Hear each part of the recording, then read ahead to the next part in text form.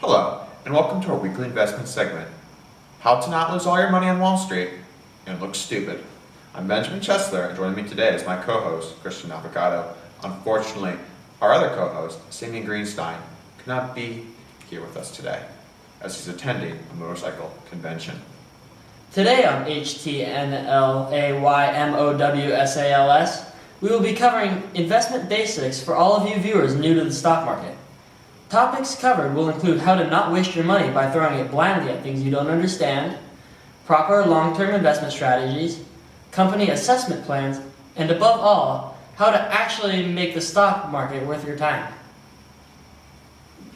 To start, let's talk about the basics of the stock market. More specifically, what is a stock? Simply put, a stock is a small piece of a company you can purchase. However, this piece is typically extremely small.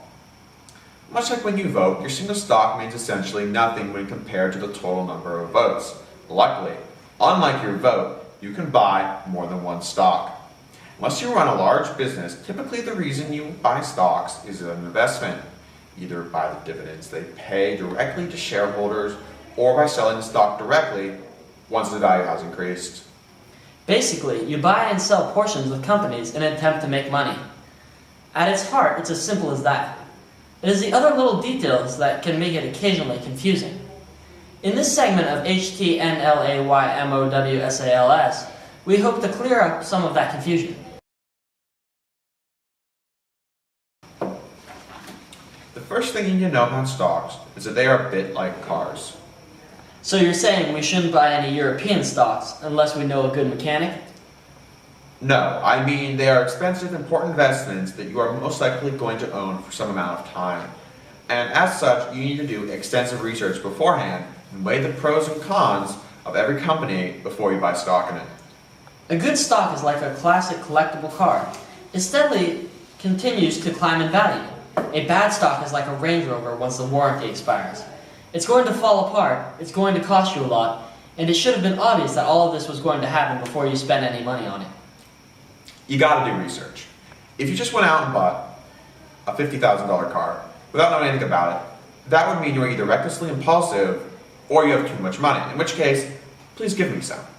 The stocks are exactly the same. You just don't go out and drop all that money unless you know what you're getting into. It's common sense. Look at a company's growth history, upcoming factors in the world that could affect them, their competition, new products they are planning to release, and anything else that could potentially affect their value. For instance, if Jeep decided to get into the business of building planes for no reason, do you think that would make any financial sense? If Forever 21 decided they were going to start selling power tools, would you invest in them?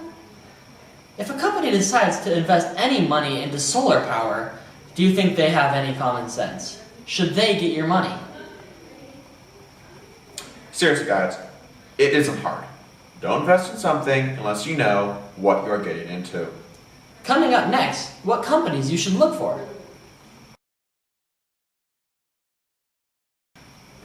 Look for companies that show the potential to make money. Yeah, that's it really.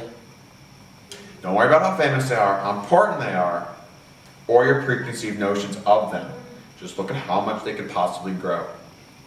There are hundreds of companies you've never heard about that are making millions and millions of dollars, providing goods and services that keep the world running. Not looking for them would be a mistake. Yeah, seriously, money is money, no matter where it comes from. That last bit sounds like the lyric from a rap song. Hey, maybe the Wu-Tang Clan was onto something. Now, to talk about stocks and what time period they operate best with. Traditionally, stocks have been a mid to long-term investment, and that doesn't really seem like it will change anytime soon.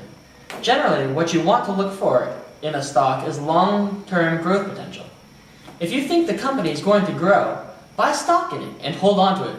Seriously, hold on. Don't sell too quickly, for real.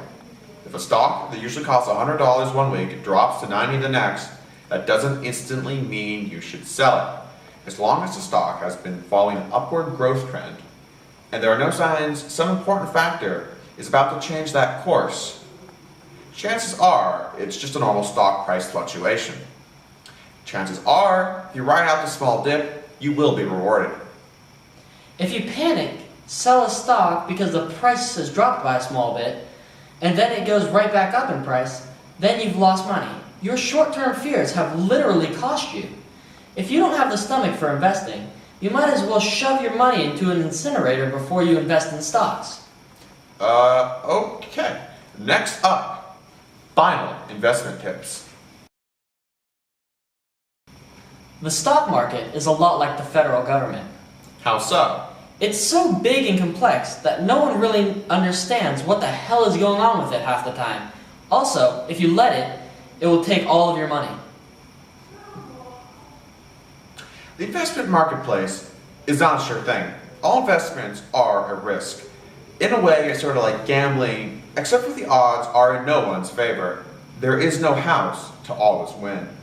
Stocks aren't for everyone. If you are pregnant, easily tired, have recently had liver surgery, are currently taking depressant medications, or have drunk water within the past 24 hours, talk to your broker before investing in stocks.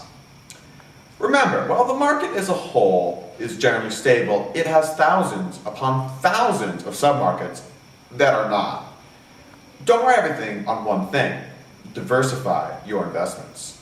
Stocks are overall fun, rewarding way to make millions of dollars, and can be done from the comfort of your own home. Remember, investing successfully is a combination of research, intuition, rationality, calmness, foresight, and luck. That's all for today. I hope this presentation has educated enough of you that we can stay on the air. Until next time, this is Benjamin and Christian for How to Not Lose All Your Money on Wall Street and Look Stupid.